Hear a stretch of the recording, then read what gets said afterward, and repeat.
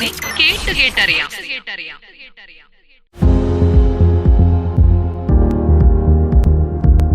Talk on. ഇപ്പോൾ സമയം 7 മണി. Radio CU talk on. Talk ഓണിൽ ഇന്ന് 2025 വർഷത്തെ സംസ്ഥാന വനിതാ കമ്മീഷൻ സ്ത്രീശക്തി പുരസ്കാര ജേതാവും മരംവെട്ട് തൊഴിലാളിയുമായ സി സുഹദ ഷമീറുമായി radio CU program executive Jilsha Jayan നടത്തിയ അഭിമുഖം.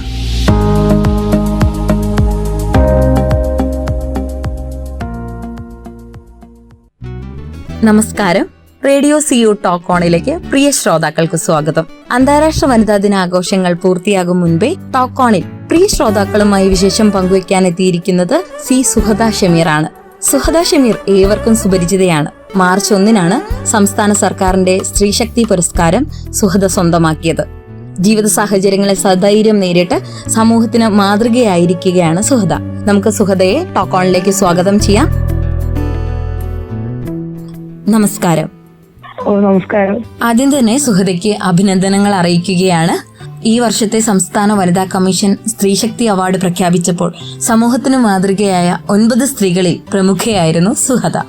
ജീവിത സാഹചര്യങ്ങളോട് പോരാടി സമൂഹത്തിന് മാതൃകയായ സുഹദയ്ക്ക് റേഡിയോ സിയുവിന്റെ പേരിലും കാലിക്കറ്റ് സർവകലാശാലയുടെ പേരിലും മാത്രമല്ല വ്യക്തിപരമായി എന്റെ പേരിലും ആശംസകൾ അറിയിക്കുന്നു.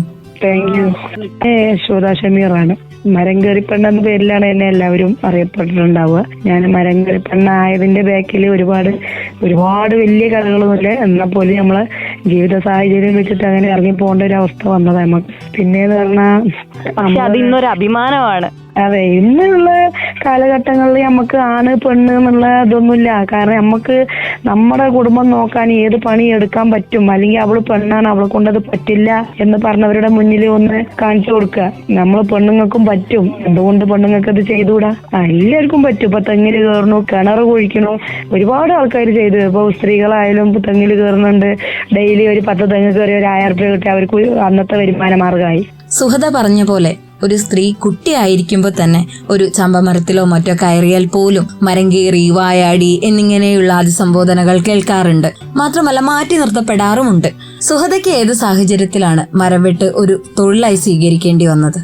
എല്ലാ ഭാര്യമാരെ പോലെ എല്ലാ സുഖം കൊണ്ടും വീടായാലും വീടിന് വീട് എല്ലാ കാര്യങ്ങളും ഉണ്ടായിരുന്നു. പക്ഷെ ഒരു സുപ്രഭാതത്തിൽ നമുക്ക് ഇല്ലാതായപ്പോ അതിൻ്റെതായിട്ടുള്ള ബുദ്ധിമുട്ടും കാര്യങ്ങളും നമുക്കുണ്ട്. അപ്പോ നമ്മള് മുസ്ലിം സമുദായത്തിൽ മരണപ്പെട്ടിട്ടുണ്ടെങ്കിൽ ഒന്നുമില്ലെങ്കിൽ 40 ദിവസം അല്ലെങ്കിൽ 4 മാസം 4 ദിവസമാണ് യുദ്ധം ഇരിക്കേണ്ടത്. നമ്മളൊരു ഇറത്തുമുറിയിൽ ഇറക്കിയിരിക്കുക പറയും. പുറലോകം കൊണ്ട് യാതൊരു ബന്ധങ്ങളും ഇല്ലാതെ ഉള്ളിൽ നമുക്ക് ആവശ്യപ്പെട്ട, അതായത് നമുക്ക് നമ്മളെ കൂടപ്പറപ്പുകളെ കാണാം, അതായത് ആണുങ്ങളെ കാണാൻ പറ്റില്ല, നമ്മളെ സ്ത്രീകളെ മാത്രം നമുക്ക് അഞ്ചത്തിമാരായിക്കോട്ടെ ഏട്ടത്തിമാരെ അങ്ങനെ കാണാൻ പറ്റുള്ളൂ. അല്ലാത്ത രീതിക്ക് വേറെ ആരെയും നമുക്ക് കാണാൻ പറ്റില്ല. 40 ദിവസം ഞാൻ ഇതായിരുന്നു. പിന്നീട് അങ്ങോട്ട് പറഞ്ഞാൽ ഓരോരുത്തർക്കും ബാധ്യത പോലെയായി. കാരണം ഞാനും 3 മക്കളെന്ന് പറഞ്ഞ ഓരോരുത്തർക്കും ഏറ്റെടുക്കേണ്ട ആ ഒരു രീതിക്കാണ് കാണാൻ തുടങ്ങിയത്. പിന്നെ ഇത് നമ്മളെ തലയിലാവോ ആ ഒരു രീതിക്ക് ഞാൻ ഇക്കാന്റെ ഫാമിലിയിലാണെങ്കിലും പിന്നെ നമുക്ക് വേണ്ടപ്പെട്ട കുറച്ച് സുഹൃത്തുക്കളോട് അവരോടൊക്കെ സംസാരിച്ചു. എന്നിട്ട് നമ്മൾ വേറെ എന്തൊരു ജോലി തുടങ്ങുകയാണെങ്കിൽ നമുക്ക് അതിന് ഫണ്ടും കാര്യങ്ങളുമാണ്. അതായത് ഒരു 50,000, 1 ലക്ഷം, 2 ലക്ഷം റുപ്യ നമ്മളെ കയ്യിൽ നിന്ന് ഇറക്കാമാണ്. പിന്നെ ഇക്കാക്ക് ഒത്തിരി ബാധ്യതകളുണ്ട്. ഒരു 10-30 ലക്ഷം റുപ്യോളം ബാധ്യതകളുണ്ട്. അതൊക്കെ എന്റെ ചുമരിലാണ്. കാരണം നമുക്ക് ഒരാൾക്ക് ഇട്ട് കൊടുക്കാൻ പറ്റില്ലല്ലോ. ഒന്ന് മക്കളെ പഠിപ്പ് കാര്യങ്ങൾ, പിന്നെ ഒന്ന് നമ്മളെ വീട്ടിലത്തെ കാര്യങ്ങൾ, പിന്നെ ഒന്ന് എന്റെ ബാധ്യത. ഇതൊക്കെ നമുക്ക് നമ്മളെ ചുമതല എന്ന് പറഞ്ഞാൽ എനിക്ക് ഏറ്റിയാ പൊന്താത്തൊരു ചുമതല നമുക്ക് ഈ ബാധ്യതയാണ്. അതായത് 30 ലക്ഷം റുപ്യ ബാധ്യത വെച്ച് വന്നപ്പോഴാണ് ഞാൻ ഒന്നാമത് പറഞ്ഞ ബാധ്യത എന്നെ കൊണ്ട് കൂടിയില്ലെങ്കിൽ പോലും നമ്മുടെ മക്കളുടെ ആവശ്യങ്ങൾ, അതേമാതിരി നമ്മളെ വീട്ടിലത്തെ കാര്യങ്ങൾ, നമ്മുടെ കാര്യങ്ങൾ ആരോടും പറയാണ്ട് നമുക്ക് അന്തസ്സായിട്ട് ജീവിക്കാന്ന് പറഞ്ഞതോടുകൂടിയാണ് ഈ ജോലിക്ക് കടന്നു വന്നത്. പിന്നെ എന്ന് വെച്ചിട്ടുണ്ടെങ്കിൽ നമ്മുടെ ഇക്ക പോയി എല്ലാവരും നമ്മളെ ഈ ഫണ്ട് കാര്യങ്ങളൊക്കെ രൂപീകരിച്ചിട്ടുണ്ടായിരുന്നു. ചാരിറ്റി മുഖേന നമ്മളെ കരിമ്പമാലിൽ രൂപീകരിച്ചിട്ടുണ്ടായിരുന്നു. അവിടുന്ന് വലിയ പ്രതികൂലങ്ങളൊന്നും നമുക്ക് കിട്ടിയില്ല. കാരണം അത് തുടങ്ങിയതിന് ശേഷമാണ് നമ്മളെ വയനാട് ചൂരൽമല പ്രളയമൊക്കെ വന്നത്. അതിൻ്റെതായിട്ടുള്ള ബുദ്ധിമുട്ടും കാര്യങ്ങളും വന്നപ്പോൾ നമ്മളെ ഈ ഫണ്ടും കാര്യങ്ങളൊക്കെ അടിയിൽ പോയി. അപ്പൊ പിന്നെ അവരെ പറഞ്ഞിട്ട് നമ്മൾ കാര്യം, അപ്പൊ ഞാൻ അവരോട് ചോദിച്ചപ്പോൾ അവരും പറഞ്ഞത് പ്രതീക്ഷിച്ചിരിക്കണ്ട, നിങ്ങളെ കൊണ്ട് പറ്റണ എന്താന്ന് വെച്ചാൽ നിങ്ങളും ചെയ്തോളൂ, ഞങ്ങളെ കൊണ്ട് പറ്റണ ഞങ്ങളും ചെയ്തു തരാന്നുള്ള രീതിക്ക് രീതിക്ക് അങ്ങനെ മുന്നോട്ട് പോയി. പക്ഷേ ദിവസങ്ങളും മാസങ്ങളും കഴിഞ്ഞു പോകുന്നല്ലാതെ നമുക്ക് ഒരു പ്രതികൂലങ്ങളും ആരുടെ ഭാഗത്തൊന്നും കിട്ടിയില്ല. കാരണം നമുക്ക് നമ്മളെ മക്കൾ വലുതായി കൊണ്ടിരിക്കും, അവരെ വിദ്യാഭ്യാസം പഠിപ്പ് നമുക്ക് പറയാൻ പറ്റും. ഇപ്പൊ ഞാൻ വേറെ ജോലി കാര്യങ്ങളൊക്കെ തരാന്നുള്ളത് ഇക്ക മരണപ്പെട്ട ആ ഒരു കാലഘട്ടങ്ങളൊക്കെ എല്ലാരും പറഞ്ഞിരുന്നതാ. അപ്പൊ ഞാനിങ്ങനെ പോയപ്പോ എന്നോട് പറഞ്ഞതാ, നിങ്ങൾ എത്ര വരെ പഠിച്ചു? ഞാൻ പറഞ്ഞു 8ാം ക്ലാസ് വരെ പഠിച്ചിട്ടുള്ളൂ സാറേ, അല്ലെങ്കിൽ മാം ഞാൻ 8ാം ക്ലാസ് വരെ. അപ്പൊ എന്നോട് പറഞ്ഞ അവിടെ ഒരു ക്വസ്റ്റ്യൻ വന്നത് പറഞ്ഞാൽ എന്റെ 8ാം ക്ലാസ് ഒരു അടിക്കുറിപ്പാക്കി അവർ ഇട്ടിട്ട് പറഞ്ഞു, ഈ +1 10ാം ക്ലാസ് ഒക്കെ പഠിച്ചിട്ട് വരുമോ, നമുക്ക് എന്തെങ്കിലും ഒരു ജോലി അനുകൂലമായിട്ട് തരാം. പക്ഷെ അത് എനിക്ക് എന്റെ മക്കളോട് പറയാൻ പറ്റില്ലല്ലോ. ഞാൻ പഠിച്ചിട്ട് വരാം, അല്ലെങ്കിൽ അവരെ ആവശ്യങ്ങൾ പറയുമ്പോൾ എനിക്ക് 10ാം ക്ലാസ് പഠിക്കണം, അല്ലെങ്കിൽ +1 പഠിക്കണം, +2 പഠിക്കണം, ഇതൊന്നും പറഞ്ഞ് നമ്മളെ ജീവിതം ഒരിക്കലും മുന്നോട്ട് പോവില്ല. പിന്നെയെന്ന് പറഞ്ഞാൽ എന്റെ ഇക്കാന്റെ ചെറുപ്പകാല മൂപ്പര ജീവിതം തന്നെ എന്റെ മുന്നോട്ട് പോകാം. കാരണം ഞാൻ ഇക്കല്ലാതെ ഞാനില്ല, അവരില്ലാതെ ഞങ്ങൾ അങ്ങോട്ടും ഇങ്ങോട്ടും തമ്മിൽ അങ്ങനെ പൊരുത്തപ്പെട്ട് ജീവിച്ചു വന്ന ഒരാളാണ്. കാരണം ഒരു നേരം പോലും എന്റെ വീട്ടിൽ പോയി നിൽക്കാത്ത ഒരാളായിരുന്നു ഞാൻ. ആ ഒരു സുപ്രഭാതം നമ്മൾ ഇക്ക ഇട്ടിട്ട് പോയപ്പോ ഞാൻ പല പ്രാവശ്യം നമ്മൾ പലതും ചിന്തിക്കും. ജീവിത പ്രതിസന്ധികളാണ് സുഹൃതയെ കൊണ്ട് മരം വെട്ട് തൊഴിലായി സ്വീകരിക്കാൻ ഇടയാക്കിയത്. മുൻപ് എപ്പോഴെങ്കിലും മരം കയറിയിട്ടുണ്ടോ? കാരണം മറ്റൊന്നുമല്ല, സുഹൃതയുടെ ഭർത്താവ് കരിമ്പ ഷമീർ സാഹസിക രക്ഷാപ്രവർത്തകനായിരുന്നു. മാത്രമല്ല കശ്മീർ സർക്കാരിന്റെ ക്ഷണപ്രകാരം അവിടുത്തെ കർഷകർക്ക് മരം കയറ്റത്തിൽ പരിശീലനവും നൽകിയിട്ടുണ്ട്. മുൻപ് എപ്പോഴെങ്കിലും ഷമീർ മരം കയറാൻ പരിശീലനം നൽകിയിരുന്നോ? ഇല്ല, ഒരിക്കലും ഇല്ല. കാരണം ഞാൻ പറഞ്ഞല്ലോ, വീട്ടില് ഒതുങ്ങിക്കൂടിയ ഒരു ജീവിതമായിരുന്നു. എവിടേക്കെങ്കിലും പോകുമ്പോ ഇക്കാന്റെ കൈ പിടിച്ച് വണ്ടി കയറുക, അവിടുന്ന് ഇങ്ങോട്ട് ഇറങ്ങുക, ആ ഒരു ജീവിത ശൈലിയായിരുന്നു. കാരണം ഒന്നിനെ കൊണ്ട് ഇക്ക മരത്തിൽ കയറുമ്പോ പോലും ഞാൻ പേടിച്ച കാര്യമുണ്ട്. കാരണം എനിക്ക് തല ചുറ്റാറ് പോലെ കാര്യമുണ്ട്, ഉള്ള യഥാർത്ഥം പറയല്ലോ. ഭയങ്കര ഒരു പേടിത്തൊണ്ടി തന്നെയായിരുന്നു. പിന്നെ ഇപ്പൊ ധൈര്യം വന്നു എന്ന് പറഞ്ഞാൽ നമ്മളെ മക്കളെ മുഖം. അതുപോലെ ചെറുപ്പത്തില് ഞാൻ ഒരു മരത്തിൽ കയറിയിട്ട് എന്റെ ഇപ്പാന്റെ അനിയൻ വന്നിട്ട് കോണി വെച്ച് ഇറക്കിയിട്ടുള്ള ചരിത്രം വരെ ഉണ്ട്, തല ചുറ്റിയിട്ട്. ഇപ്പോ എന്ന് പറഞ്ഞാൽ എനിക്ക് ഏത് മരത്തിന്റെ മുകളിൽ കയറുമ്പോഴും നമുക്ക് നമ്മളെ മക്കളെയും ഇക്കാന്റെ മുഖം ഓർമ്മ വരുമ്പോൾ ഒരു പേടിയും ഭയാനും നമുക്ക് വരലില്ല. 28 വയസ്സുള്ള ഒരു സ്ത്രീയും 3 കുഞ്ഞുങ്ങളുടെ അമ്മയുമായിരിക്കെ മരം വെട്ട് എന്നൊരു തൊഴിൽ സ്വീകരിച്ചപ്പോൾ എന്തൊക്കെ ആശങ്കകളാണ് സുഹൃതയ്ക്കുണ്ടായിരുന്നത്? മനസ്സിൽ ആദ്യം വന്നത് നമ്മുടെ സമൂഹം തന്നെ ആയിരുന്നു. അതായത് ഞാനൊരു ഫാന്റെ കുപ്പായം, നമ്മളെ മുസ്ലിം സമുദായത്തിനെ കുറ്റപ്പെടുത്തൊന്നുമല്ല, നമ്മൾ ആ ഒരു ജീവിതത്തിൽ ജീവിച്ചു പോണ. പക്ഷേ നമ്മൾ ഈ ഫാന്റെ ഫുൾ കൈയുള്ള ഷർട്ട്, ഒരു കീറ മുണ്ട് തലയിൽ കെട്ടിട്ട് നല്ല ഹൈറ്റിൽ കയറി മരം മുറിക്കുമ്പോൾ, ആഞ്ഞു മുറിക്കുമ്പോൾ അവരൊക്കെ വിചാരിക്കുമ്പോ ഇവള് എന്താ ഒരു മരം കയറി പറഞ്ഞ. അതായത് നമ്മൾ ഈ മരങ്ങളില് പല തൊലികളുള്ള, കട്ടിയുള്ള തൊലിയുണ്ട്, നെയ്സുള്ള തൊലിയുണ്ട്, അതിനേക്കായി നമുക്ക് അലർജി, മേത്തൊക്കെ അലർജി ഉണ്ടാക്കുന്ന തൊലി വരെയുള്ള മരങ്ങളുണ്ട്. നമ്മളതിനെ സൂക്ഷിച്ച് കയറിയില്ലേ നമുക്ക് തന്നെ പണി കിട്ടണ ഒരവസ്ഥ വരെ നമ്മളെ മേലൊക്കെ. എന്ന മാതിരിയാണ് മനുഷ്യന്മാരുടെ സ്വഭാവം. നമ്മളില് 100% മനുഷ്യന്മാരിൽ 99% മനുഷ്യന്മാർ നല്ലത് കെട്ടത് പറഞ്ഞാൽ അതിൽ 1% ആൾക്കാരായിരിക്കും നല്ലത് പറയാണ്ടാവുക. അപ്പൊ ഞാൻ ഇതൊക്കെ വിചാരിച്ചു തന്നെ കാരണം മുന്നോട്ട് ഇറങ്ങിയത്. കാരണം നമ്മളെ ഈ സമൂഹത്തൊന്നും ആരും എന്നോട് നീ അത് ചെയ്യരുത്, നീ സൂക്ഷിക്കണം എന്ന് പറയാന്നല്ലാതെ നീ അത് ചെയ്യരുത് എന്നുള്ളത് എന്നോട് ഇതുവരെ ആരും പറയാം. കാരണം നമ്മളെ പ്രതിസന്ധി എല്ലാവർക്കും അറിയാം. കാരണം അവർക്കും അവരുടേതായിട്ടുള്ള ബുദ്ധിമുട്ടും കാര്യങ്ങളും, അവർക്കും ഭാര്യ, മക്കള്, കൂട്ട് കാര്യങ്ങളും എല്ലാ സംഭവങ്ങളും ഉള്ള ആൾക്കാർ. അതേപോലെ തന്നെ നമുക്കും ഉണ്ടാവും പ്രശ്നങ്ങളും പരിഹാരങ്ങളൊക്കെ. അപ്പൊ എന്നോട് ആരും ഇതുവരെ എതിർത്തിട്ട് അങ്ങനെ ഇത് വന്നിട്ടില്ല. ആ ഒരു മനസ്സിക്ക് ഒരു വിഷമം ഉണ്ടായിരുന്നു, എന്തായിരിക്കും ഞാനിങ്ങനെ മരത്തിൽ കയറുമ്പോൾ ഉള്ളത്. ആദ്യം ഒരു മാനക്കേട്, പിന്നെ മക്കളുടെ മുഖം, നമ്മുടെ പ്രതിസന്ധിയൊക്കെ ആലോചിക്കുമ്പോൾ ഒരു നാണക്കേടില്ല. ഏത് മരം കണ്ടാലും കയറുക, മുറിക്കുക, ആ ഒരു രീതിക്കായിരുന്നു. ആര് വിളിച്ചാലും പോവുക, കുളം വൃത്തിയാക്കുക, അതേമാതിരി കിണർ വൃത്തിയാക്കുക. ആഴങ്ങളും ഉയരങ്ങളുമായിരുന്നു ഷമീറിന് ആവേശം. സുഹൃതയ്ക്കും ആവേശം ഇപ്പോൾ അത് തന്നെ.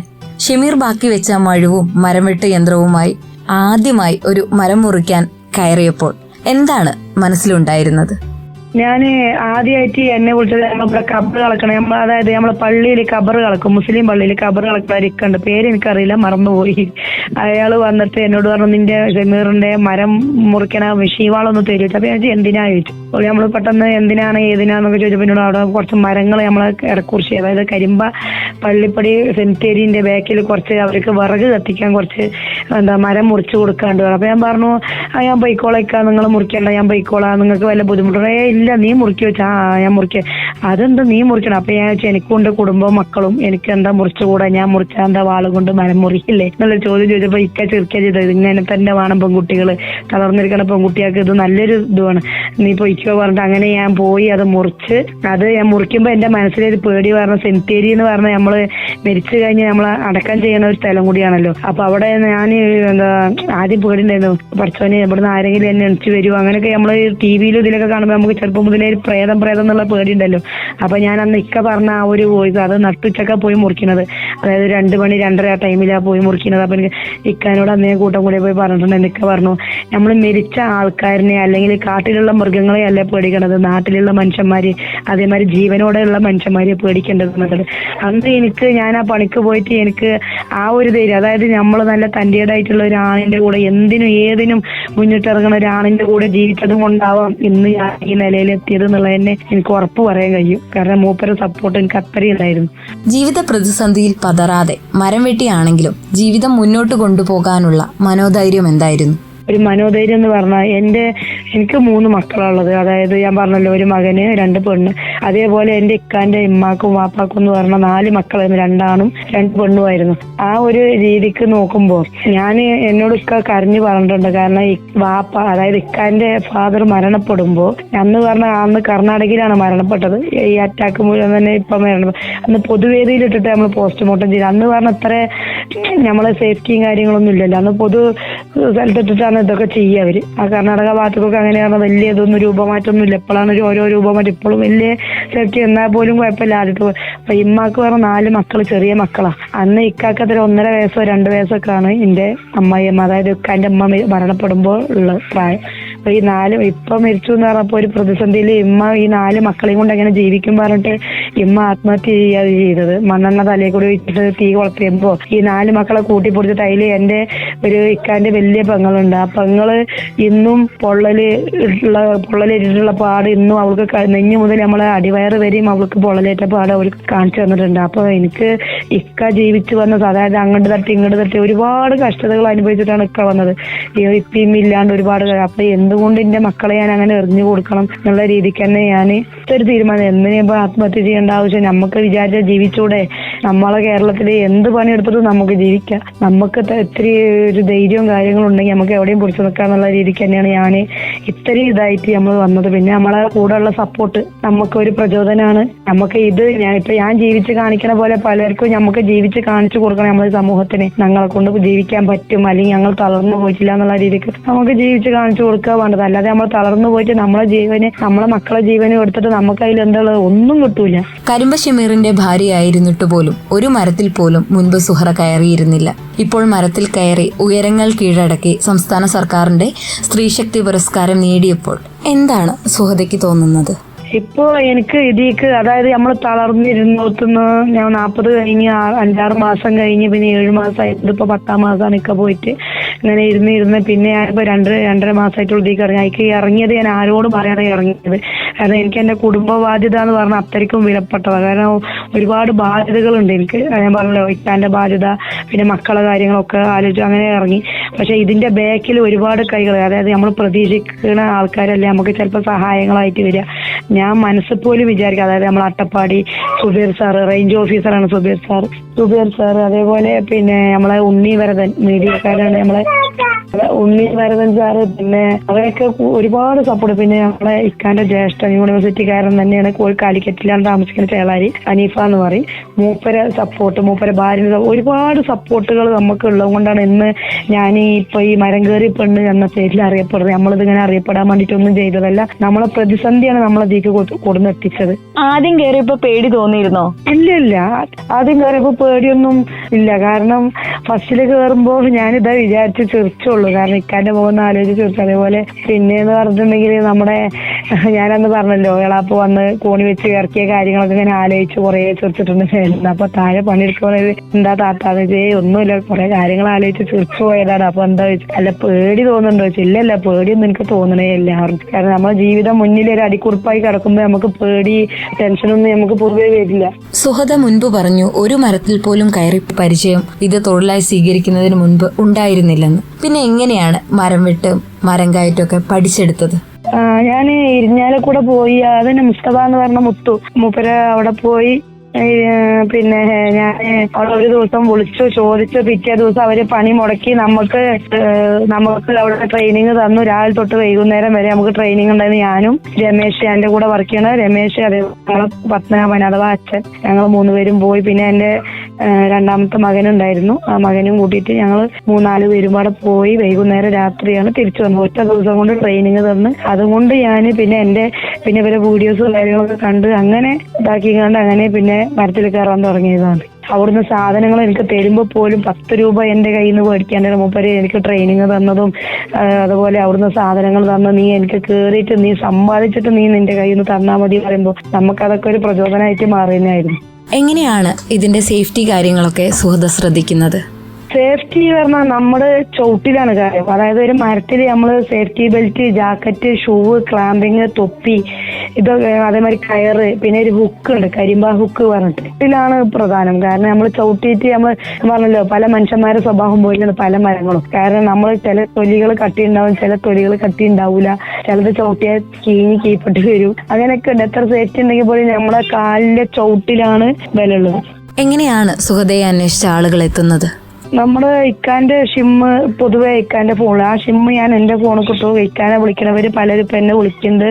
അങ്ങനെ ഇക്കാനെ അറിയണവര് മുഖേന ഇപ്പൊ നമ്മൾ ഈ കാർത്തിയും കാര്യങ്ങളൊക്കെ ആയപ്പോൾ ഒരുപാട് ആൾക്കാർ നമുക്കൊരു സഹായം ആവട്ടെ പറഞ്ഞിട്ട് വിളിക്കണവരുണ്ട്. അല്ലാണ്ട് നമ്മൾ ദിവസം ചിലപ്പോൾ രാവിലെ കുട്ടികളെ സ്കൂൾ കൂട്ടിട്ട് ഇങ്ങനെ അന്വേഷിക്കും. ഈ ആണുങ്ങൾ സ്കൂട്ടി ബൈക്കൊക്കെ എടുത്തിട്ട് ഇറങ്ങണ വരി നമ്മൾ ഇറങ്ങും. അച്ഛനെ നമ്മളെ കൂടെ വരയ്ക്കണ അച്ഛനെയും കൂട്ടും. എന്നിട്ടൊക്കെ ചോദിക്കും ഒന്ന് പണിയുണ്ടോ, ഇല്ല, അപ്പൊ കുട്ടി ഇന്നവിടെ മുറിക്കാണ്ടോ ഒന്ന് പോയി നോക്കൂ. അങ്ങനെയൊക്കെ ചിലപ്പോൾ നമ്മൾ ഇറങ്ങേണ്ടി വന്നാൽ നമുക്ക് ഒരു സഭയിൽ ഇറങ്ങിയിട്ട് നമുക്ക് കിട്ടുന്ന പണികളുണ്ട്. അല്ലാണ്ട് കരാറായിട്ട് കിട്ടുന്നുണ്ട്, പിന്നെ ഫോൺ കോളായിട്ട് കിട്ടുന്നുണ്ട്.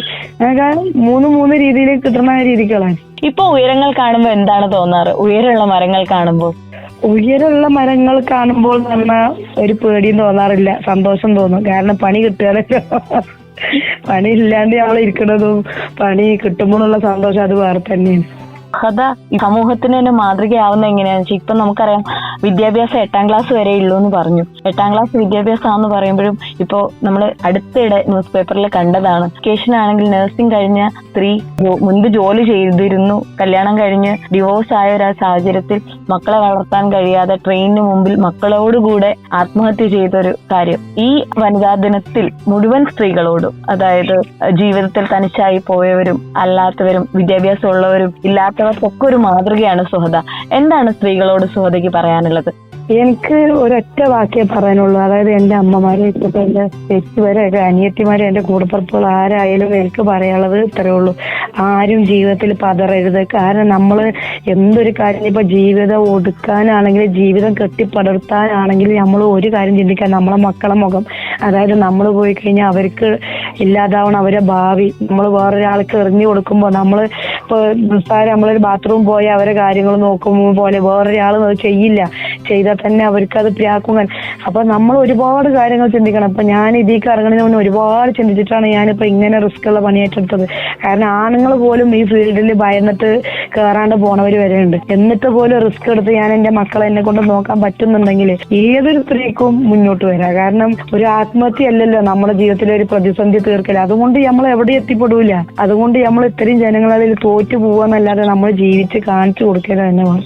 തിരുവനന്തപുരം ഭാഗ്യമാല ഓഡിറ്റോറിയത്തിൽ വെച്ച് മുഖ്യമന്ത്രിയിൽ നിന്നും സ്ത്രീശക്തി പുരസ്കാരം ഏറ്റുവാങ്ങിയപ്പോൾ അതേ വേദി പങ്കിടാൻ ഇതേ അവാർഡ് കരസ്ഥമാക്കിയ സമൂഹത്തിലെ പ്രമുഖരായ 8 സ്ത്രീകളും കൂടെ ഉണ്ടായിരുന്നു. ആ അഭിമാന നിമിഷം ശ്രോതാക്കളുമായി ഒന്ന് പങ്കുവെക്കാമോ? സത്യത്തിൽ പറഞ്ഞാൽ നമ്മുടെ ഈ മഞ്ജു വാര്യർ എവിടെ മറ്റേ എംപിനെ കാണാൻ പോയിട്ട് ബോധം കെട്ട് പോകണം അതേ അവസ്ഥയെന്ന് എനിക്ക് ശ്വാസം എടുത്തിട്ട് കിട്ടുന്നില്ല. കാരണം എന്റെ ജീവിതത്തിൽ ഇതൊക്കെ ആദ്യമായിട്ടാ. ഞാൻ സ്റ്റേജിമൊക്കെ കയറുമ്പോ പോലും ഞാൻ പറഞ്ഞു, എനിക്ക് മൈക്ക് കാണുമ്പോ തന്നെ എനിക്ക് കൈകാലും പറക്കുന്നുണ്ട്. എന്തെങ്കിലും തെറ്റുകുറ്റങ്ങൾ ഉണ്ടെങ്കിൽ ക്ഷമിക്കാനോട്ട് പറഞ്ഞപ്പോ എല്ലാരും കയ്യടിയെ പാസ്സാക്കിയത്.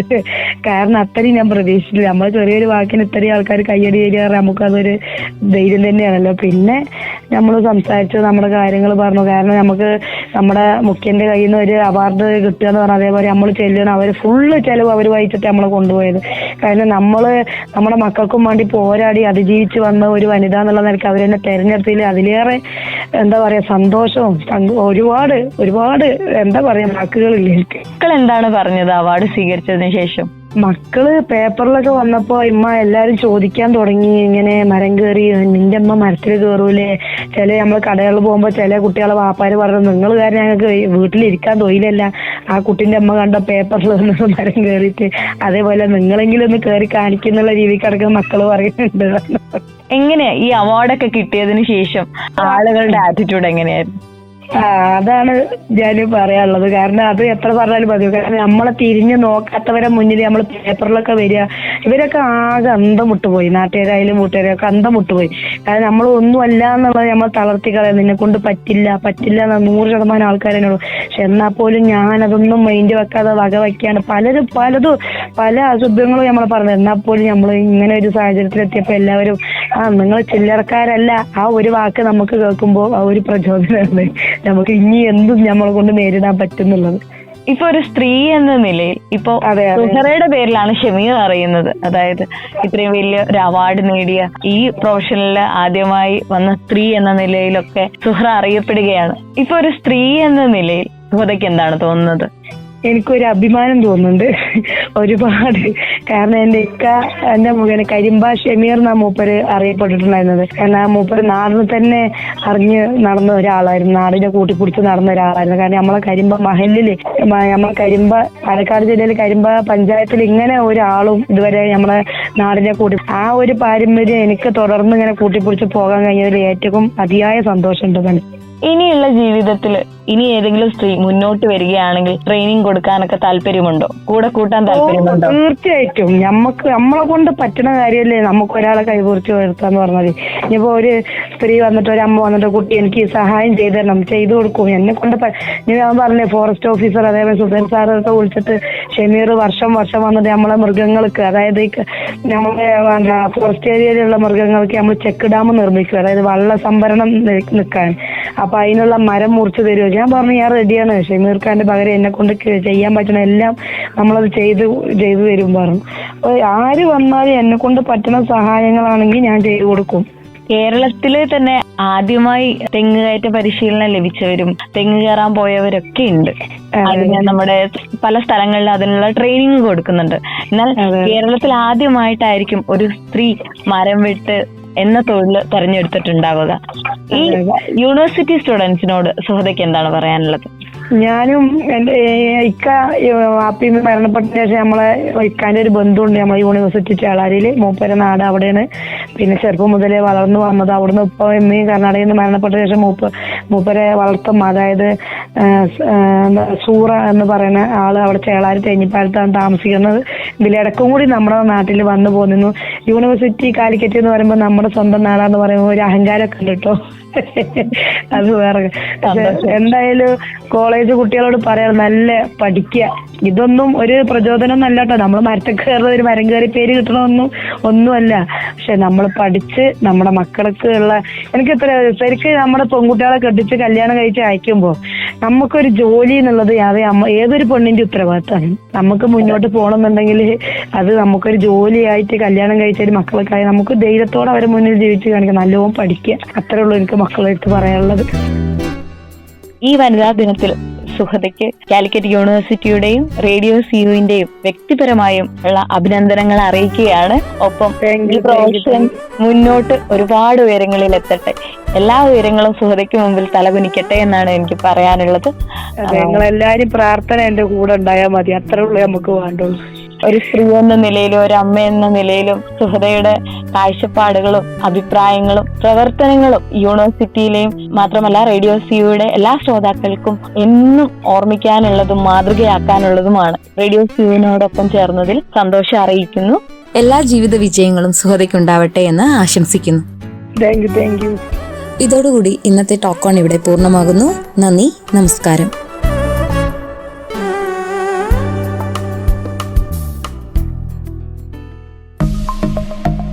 ശ്രോതാക്കൾ ഇപ്പോൾ കേട്ടത് ടോക്ക് ഓൺ.